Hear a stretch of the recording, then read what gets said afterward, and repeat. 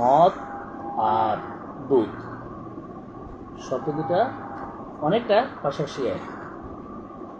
মদ, যে ব্যক্তি মদ বিক্রি করে, একদম মদওয়ালা, সে কখনো তার মদ কেনার জন্য ক্রেতা খোঁজার জন্য মানুষের ধারে ধারে যেতে হয় না, খুঁজে মদ বিক্রি করতে হয় না যে ভাই মদ দিবেন, মদ কারো মদ লাগবে।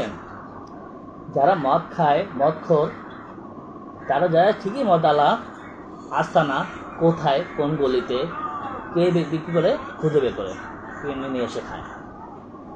আর দুধ হচ্ছে একটি আদর্শ খাবার, সুষম খাবার। এই দুধওয়ালা তার দুধ বিক্রি করার জন্য, দুধের কাস্টমার খোঁজার জন্য ফ্রি করে করে দুধ বিক্রি করে। দুধ নেবেন, দুধ লাগবে, দুধ। এবং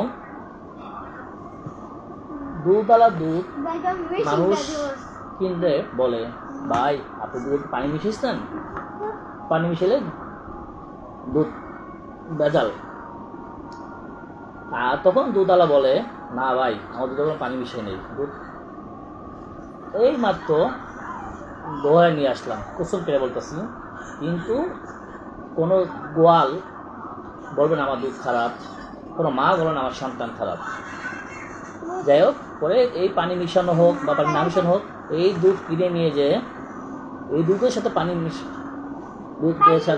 দুধ জাল দিয়ে মানুষ খায়, পানি মিশানো যাবে না, সুষম আদর্শ খাদ্য। আর মানুষ মদের সাথে পানি মিশিয়ে মদ খায়। আর দুধওয়ালাকে বলে ভাই দুধে পানি মিশিয়েছেন, পানি মিশানো যাবে না। আর মদের ভিতরে পানি মিশিয়ে মানুষ মদ খায়। মদওয়ালাকে খুঁজে মানুষ বের করে মদ কিনে খায়। আর দুধওয়ালা বাড়ি বাড়ি যেয়ে কাস্টমার খুঁজে দুধ কেনার জন্য। এই আমাদের মূল্যবোধ।